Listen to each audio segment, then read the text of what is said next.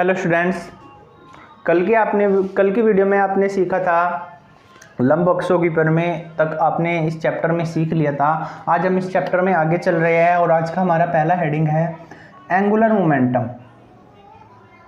Angular momentum, इससे पहले आप लीनियर मोमेंटम पढ़ चुके हैं। लीनियर मोमेंटम होता क्या है? वेलोसिटी मल्टीप्लाई मास, इसे हम क्या बोलते हैं? Linear momentum. ठीक है। और एंगुलर मोमेंटम को कहीं से डिनोट करते हैं? जे से। होता क्या है? मोमेंट ऑफ किसका?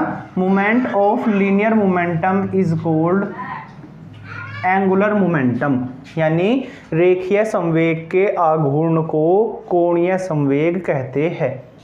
ठीक है। हेडिंग क्या है हमारी आज की पहली? कोणीय संवेग।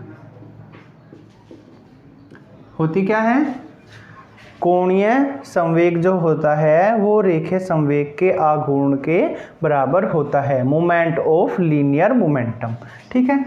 क्रॉस है तो इसका मतलब क्या है? जे इज इक्वल टू क्या होगा? पी आर या आर पी साइन थीटा। ठीक है। इसका मतलब क्या है? अगर ये आर है और ये आर है और ये पी है, ठीक है, तो जे किस ओर होगा? इनके ऊपर की ओर। ठीक है। ये इनके बीच का एंगल थीटा। ठीक है। क्योंकि यहाँ पर वेक्टर मल्टीप्लिकेशन है तो जे एक कैसी क्वांटिटी है? वेक्टर क्वांटिटी है। कैसी क्वांटिटी है? वेक्टर क्वांटिटी है। अगर मैं इसकी यूनिट की बात करूँ तो यूनिट क्या होगी भाई? हम फॉर्मूला लिख लेंगे। जे इज इक्वल टू क्या होता है? जे इज इक्वल टू क्या होता है? R cross P. ठीक है। यानी J is equal to P is equal to होता है एम वी, तो एम वी आर। ठीक है। यानी के जी मीटर पर सेकंड और इसका मीटर, तो हमारा जो यूनिट हो गई वो क्या हो गई? के जी मीटर स्क्वायर सेकंड इनवर्स। ठीक है। और अगर डायमेंशन की बात करूं तो डायमेंशन कितनी होगी? m के जी की m L2 T-1। डायमेंशन को हमेशा एक बड़े कॉस्ट में डिनोट करते हैं। ये था हमारा आज का पहला टॉपिक एंगुलर मोमेंटम।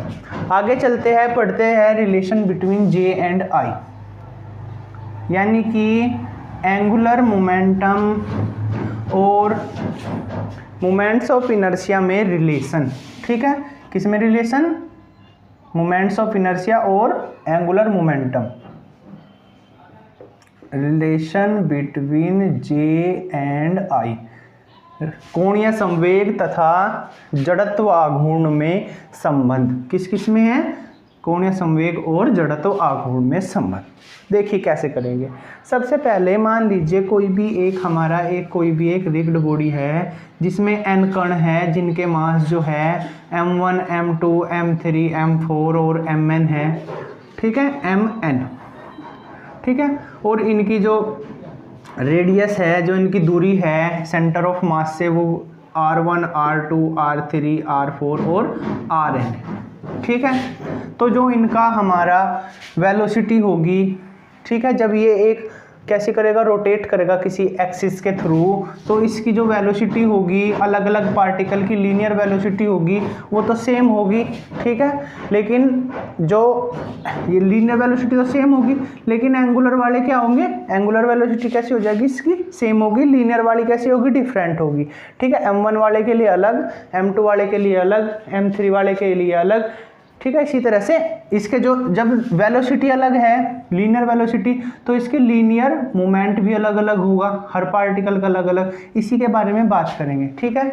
चलो m1 वाले पार्टिकल के लिए बात कर रहा हूँ तो v1 is equal to v। ठीक है। m1 वाले के लिए अगर मैं p1 निकालूं तो कितना होगा? m1 v1। ठीक है। कितना होगा? m1 v1। और अगर v1 देखें तो कितना होगा? v1 is equal to r1 alpha, जहाँ अल्फा क्या है? v is equal to r1 omega, जहाँ ओमेगा क्या है? Angular velocity. ठीक है। यहाँ पर वैल्यू रखेंगे। p1 इज इक्वल टू कितना हो जाएगा? m1 r1 omega. ठीक है। चलिए आगे चलते हैं। अगर मैं इसके लिए पहले पार्टिकल के लिए j1 निकालूँ तो कितना होगा? r1 cross p1। ठीक है। यानी m1 r1 स्क्वायर ओमेगा। ये तो J1 है। इसी तरह से J2 क्या होगा? m2 r2 square omega, J3 क्या होगा m3 r3 square omega, Jn क्या होगा mn rn स्क्वायर ओमेगा। ठीक है, चलिए मैं क्या करता हूँ, ये अलग अलग पार्टिकल के आए, ये m1 वाले के लिए, m2 वाले के लिए, m3 वाले के लिए, ये mn वाले के लिए, और जो टोटल पूरे के पूरे सिस्टम का जो एंगुलर मोमेंटम है वो अलग अलग पार्टिकल के एंगुलर मोमेंटम के एडिशन के बराबर होगा, J1 plus J2 plus J3 कहाँ तक Jn तक। वैल्यू रखेंगे J equal to m1 r1 square omega, m2 r2 square omega, m3 r3 square omega कहाँ तक mn rn स्क्वायर ओमेगा।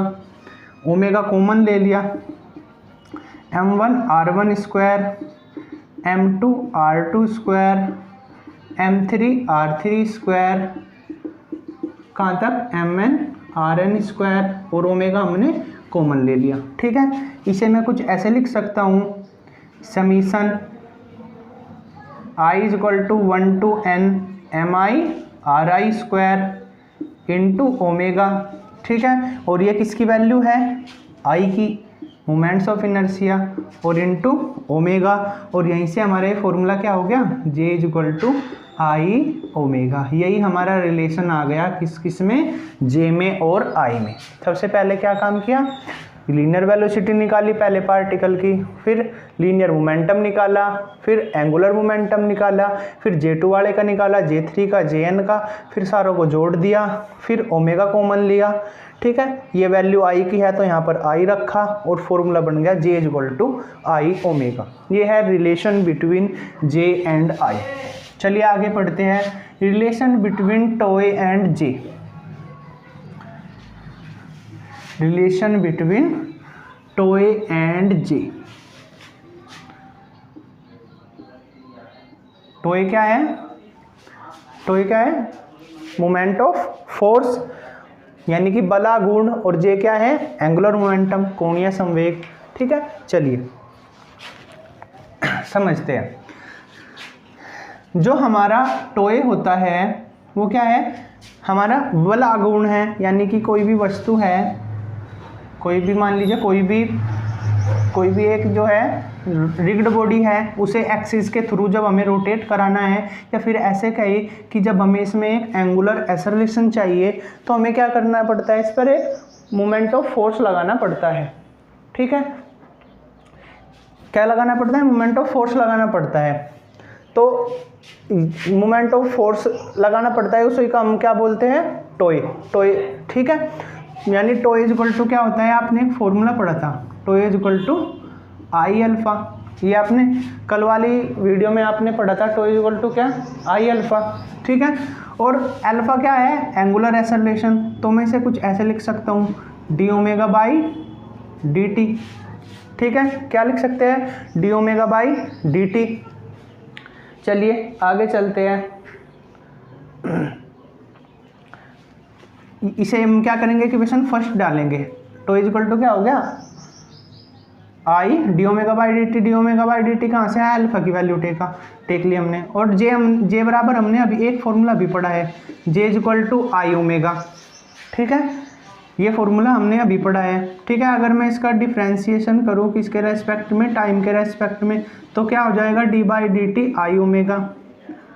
ठीक है, ठीक है, क्योंकि आई कांस्टेंट है तो बाहर आ जाएगा, D J upon D T is equal to I D omega by D T, equation 2। ठीक है, और इक्वेशन फर्स्ट और सेकंड से ये दोनों सेम है तो ये दोनों भी सेम होंगे। From equation first and second क्या पता चला, D J upon D T किसके बराबर होगा, टोए के, यानी कि जो हमारा लगाया गया बल आघूर्ण है, जो हमारा लगाया गया मोमेंट ऑफ फोर्स है, वो एंगुलर मोमेंटम के rate of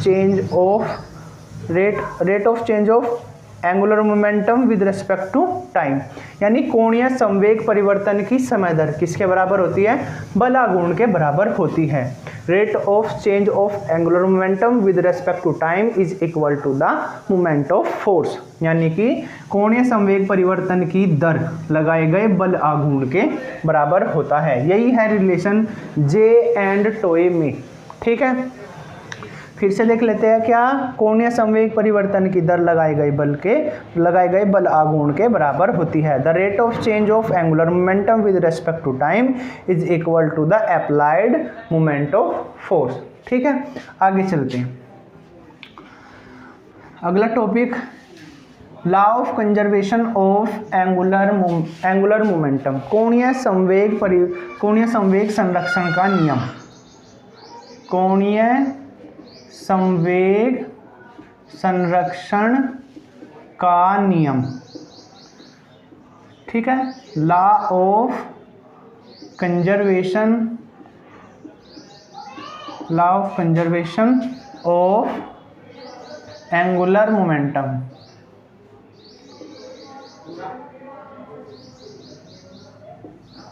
law of conservation of angular momentum. ठीक है, चलिए बात करते हैं।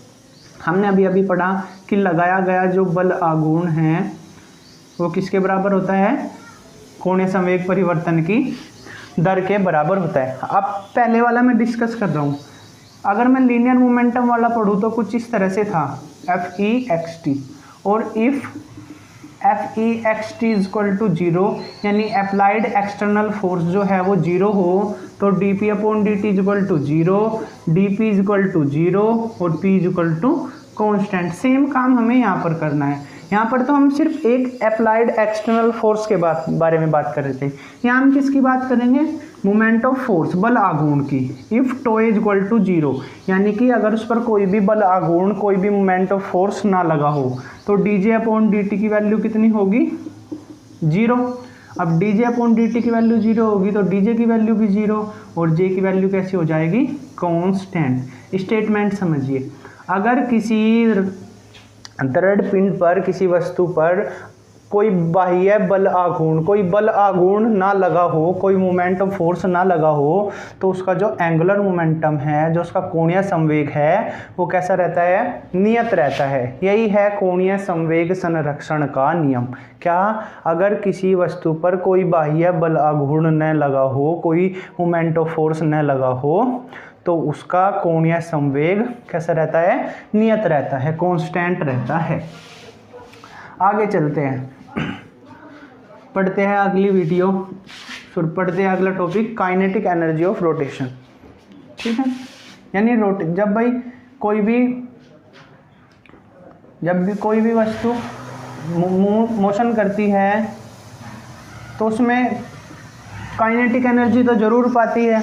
ठीक है, लेकिन अब यहाँ पर क्या कर रही है, अब ये क्या कर रही है, तो रोटेट कर रही है। ठीक है, ऐसे घूम रहे हैं, मान लीजिए एक्सिस है और इस तरफ को घूम रहे हैं, तो हम रोटेट कर रही है तो रोटेशन में भी पाएगी काइनेटिक एनर्जी, तो और इसी एनर्जी को हम बोलते हैं काइनेटिक एनर्जी ऑफ रोटेशन। ठीक है, क्या, काइनेटिक एनर्जी ऑफ रोटेशन। समझिए क्या होता है भाई, मान लीजिए एक कोई ये पिंड है, इसमें m1 m2 m3 dash dash dash mn द्रव्यमान के मास के n पार्टिकल है। कितने मास के, m1 m2 m2 m3 और mn। ठीक है, द्रव्यमान के n पार्टिकल है और इसकी जो घूर्णनक से दूरी है वो r1 r2 r3 और rn है। ठीक है, और जब ये रोटेट कर रही है तो इसकी जो एंगुलर वेलोसिटी है वो तो सेम रहेगी सबकी। ठीक है, लेकिन इनकी लीनियर वेलोसिटी अलग अलग होती जाएगी। अब मैं पहले वाले पार्टिकल की बात करूँ तो v1 इजिकल टू कितना हो जाएगा, r1 ओमेगा। ठीक है, v1 इजिकल टू कितना हो जाएगा, r1 ओमेगा। और अगर मैं k1 निकालूँ पहले पार्टिकल की, काइनेटिक एनर्जी होती है 1/2 m1 v1 स्क्वायर, यानी 1/2 m1 r1 square omega square. ठीक है, ये k1 की वैल्यू है। इसी तरह से k2 की वैल्यू क्या होगी, 1/2 m2 r2 omega square. k3 की वैल्यू क्या हो जाएगी, 1/2 m3 r3 ओमेगा स्क्वायर। इसी तरह से kn की वैल्यू क्या हो जाएगी, 1/2 mn rn ओमेगा स्क्वायर। और जो टोटल काइनेटिक एनर्जी है वो अलग अलग पार्टिकल के काइनेटिक एनर्जी के एडिशन के इक्वल होती है। तो हम यहाँ पर वैल्यू पुट कर देंगे 1/2 m1 r1 omega square 1/2 m2 r2 square omega square 1/2 m3 r3 square omega square. कहाँ तक? 1/2 mn rn square omega square. Omega square मैंने कॉमन ले लिया, 1/2 भी कॉमन ले लिया, m1 r1 square m2 r2 square m3 r3 square, कहाँ तक? mn rn स्क्वायर और ओमेगा स्क्वायर। और ये वैल्यू किसकी आ गई? डायरेक्ट लिख दूँ आई की, आई ओमेगा स्क्वायर। ये हमारी क्या आ गई भाई? ये वैल्यू किसकी है? आई की। तो मैंने आई लिख लिया, 1/2 ये रहा, ओमेगा स्क्वायर ये रहा। तो ये किसकी वैल्यू आ गई? हमारी काइनेटिक एनर्जी ऑफ रोटेशन। ठीक है, यहीं से हम इसकी डेफिनेशन भी दे सकते हैं भाई। के इक्वल टू है 1/2 आई ओमेगा स्क्वायर। ठीक है, if omega is equal to 1 circle, ठीक है, पर सेकंड, ओमेगा की वैल्यू कितनी हो? 1 चक्कर पर सेकंड हो, तो के की वैल्यू क्या हो जाएगी? I/2। ठीक है, यानी अगर कोई वस्तु, कोई भी बॉडी 1 चक्कर पर सेकंड की एंगुलर वेलोसिटी से रोटेशन कर रही है, 1 साइकिल पर सेकंड के चक्कर से रोटेट कर रही है, घूम रही है, तो जो उसकी काइनेटिक एनर्जी ऑफ रोटेशन है, उसकी घूर्णन गतिज ऊर्जा है, वो उसके जड़त्व आघूर्ण के आधे के बराबर होती है। ठीक है, किसके बराबर होती है? जड़त्व आघूर्ण के आधे के, half of moment of inertia. ठीक है, ये थी हमारी काइनेटिक एनर्जी ऑफ रोटेशन। पढ़ते हैं आज का अपना अगला टॉपिक, और आज का ये लास्ट टॉपिक भी है, कंडीशन ऑफ रोलिंग। ठीक है, condition of rolling of a body without sliding over an inclined plane. ठीक है, यानी कि आनत तल पर बिना लुढ़के, बिना फिसले लुढ़कने की शर्त। ठीक है, क्या? आनत तल पर बिना फिसले लुढ़कने की शर्त। सबसे पहले मुझे किसकी ज़रूरत पड़ेगी? आनत तल की। मैं चित्र बना लेता हूँ, पहले अपना डायग्राम बना लेता हूँ। ये कोई एक आनत तल है जिसका जो कितने एंगल पर है? थीटा एंगल पर है। और यहाँ पर कोई एक गोला है, एक सिलेंडर है कोई भी। ठीक है,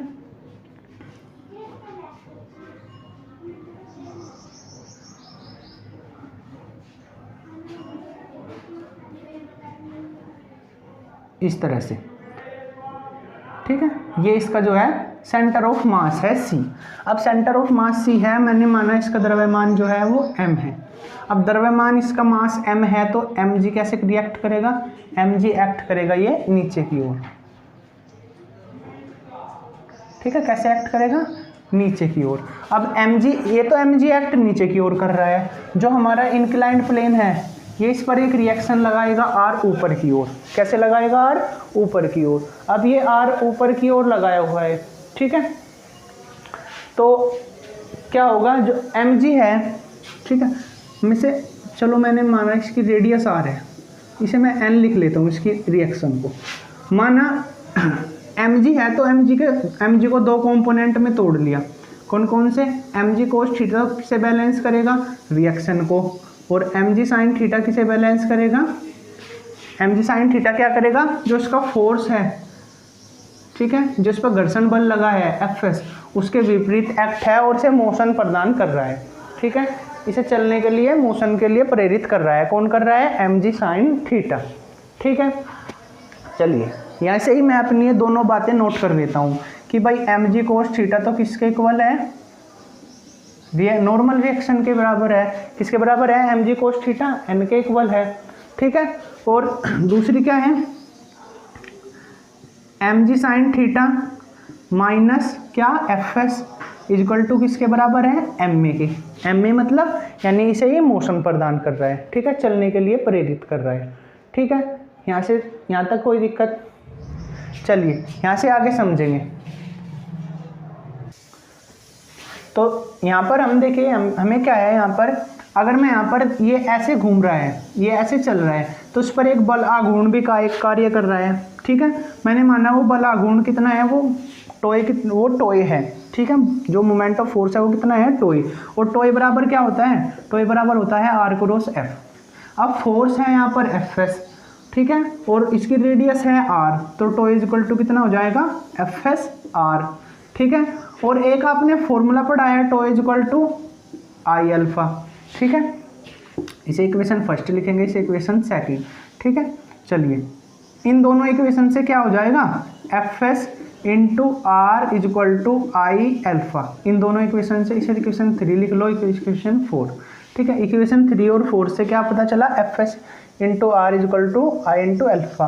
ठीक है, और अल्फा को क्या लिख सकता हूँ, relation between A and alpha के बारे में पढ़ा था, ए इज इक्वल टू क्या होता है आर अल्फा। ठीक है, यहाँ से मैं अल्फा की वैल्यू लिख सकता हूँ क्या ए अपॉन आर, लेकिन रेडियस मैंने आर कैपिटल में लिया तो यहाँ पर भी क्या लिखूंगा कैपिटल लिखूंगा। ठीक है, यहाँ से मैं किसकी वैल्यू निकालूंगा, ए की वैल्यू निकालेंगे। ए इज इक्वल टू किसके बराबर हो जाएगा, ए इज इक्वल टू किसके बराबर हो जाएगा, या फिर यहाँ से हम एफ एस की वैल्यू निकालेंगे। सॉरी, हमें यहाँ पर एफ एस की वैल्यू यहाँ पर पुट करनी है। F S is equal to कितना हो जाएगा I A upon R square. ठीक है, put this value in equation 2, यहाँ पर रखेंगे, क्या हो जाएगा M G sine theta minus I A upon R square is equal to M A. इसे इस तरफ ले जाएंगे, M G sine theta is equal to कितना I A upon R square plus M A common ले लेंगे, M G sine theta I upon R square plus M into A, और यहाँ से ए की वैल्यू कितनी आ जाएगी M G sine theta upon M plus I upon R square. ठीक है, ये किसकी वैल्यू आ गई, एक्सेलरेशन की वैल्यू आ गई, जो ये पिंड ऐसे चल रहा है। ठीक है, अब यहाँ से देखिए, अगर इसकी जो इसकी घूर्णन त्रिज्या है आई इज इक्वल टू कितना हो कि अगर के हो तो कितना हो जाएगा एम के स्क्वायर। ठीक है, इसकी त्रिज्या के बारे में, घूर्णन त्रिज्या के हो तो आई इज इक्वल टू कितना हो जाएगा एम के स्क्वायर। अगर मैं यहाँ पर रखूँ तो कितना हो जाएगा A is equal to M G sine theta upon M plus M K square upon R square. M यहाँ से कॉमन लेंगे, ऊपर से कट जाएगा। ठीक है, ए की वैल्यू कितनी आ जाएगी जी साइन थीटा अपॉन 1 प्लस के स्क्वायर अपॉन आर स्क्वायर। ये हमारी एक्सेलरेशन आ गया कई में, जब कोई भी बॉडी क्या कर रही है अनंत तल पर बिना फिसले जो है लुढ़क रही है। ठीक है, क्या कर रही है बिना फिसले जो है लुढ़क रही है। ये आ गया हमारा कई का फॉर्मूला एक्सेल। अब हम इससे कुछ भी निकाल सकते हैं। यहाँ से हम अगर ये सिलेंडर है तब हम यहाँ पे वैल्यू पुट करके आंसर निकाल सकते हैं, अगर ये ठोस गोला है तब हम यहाँ पर वैल्यू पुट करके आंसर निकाल सकते हैं। ठीक है, तो ये था हमारा आज का topic, condition of rolling of a body without sliding over an inclined plane. आज की इस वीडियो में हमने सीखा angular momentum, relation between J and I, relation between tau and J, law of conservation of angular momentum, kinetic energy of rotation, condition of rolling of a body without sliding over an inclined plane।